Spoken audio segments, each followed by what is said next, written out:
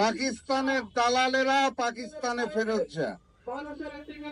অর্থাৎ শেখ হাসিনার আমলে শেখ হাসিনা সহ আওয়ামী লীগের নেতা কর্মীরা মেনে নিত যে তারা হচ্ছে ভারতের দালাল, এবং তারা জোর করে আমাদের সবাইকে বলার চেষ্টা করতো আমরা হচ্ছি রাজাকার, আমরা পাকিস্তানের দালাল, আমরা পাকিস্তানের প্রেতাত্মা।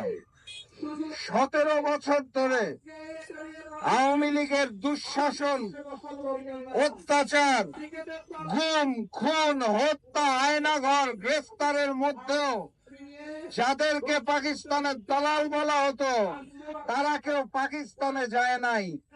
অথচ আওয়ামী লীগের নেতা কর্মীরা ভারতে পালিয়ে প্রমাণ করেছে তারা ছিল ভারতের দালাল, বাংলাদেশের মানুষ নয়। সংগ্রামী সাথী এবং বন্ধুগণ, সেই ভারতের বড় বড় দালালেরা এই মুহূর্তে ভারতে অবস্থান করে বাংলাদেশকে আবারও অশান্ত করার জন্য কর্মসূচি ঘোষণা করছে। আর ওই যে ভারতের ছোট ছোট কিছু দালাল আছে, তারা বাংলাদেশের বিভিন্ন গর্ত থেকে মাথা উকি দেওয়ার চেষ্টা করছে, লিফলেট নাকি বিতরণ করছে।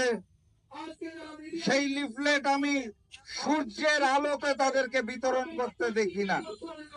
তারা ভোট যেমন রাতের অন্ধকারে দেয়, একটা দুইটা লিফলেটও তারা রাতের অন্ধকারে বিলিয়ে ছবি তুলে ফটো সেশন করে। এটা হচ্ছে তাদের আন্দোলন এবং সংগ্রাম। আওয়ামী লীগ নিজেও জানে না তারা ভারতের দালালি করতে করতে কখন আওয়ামী লীগ থেকে ফটো সেশন লীগে পরিণত হয়েছে।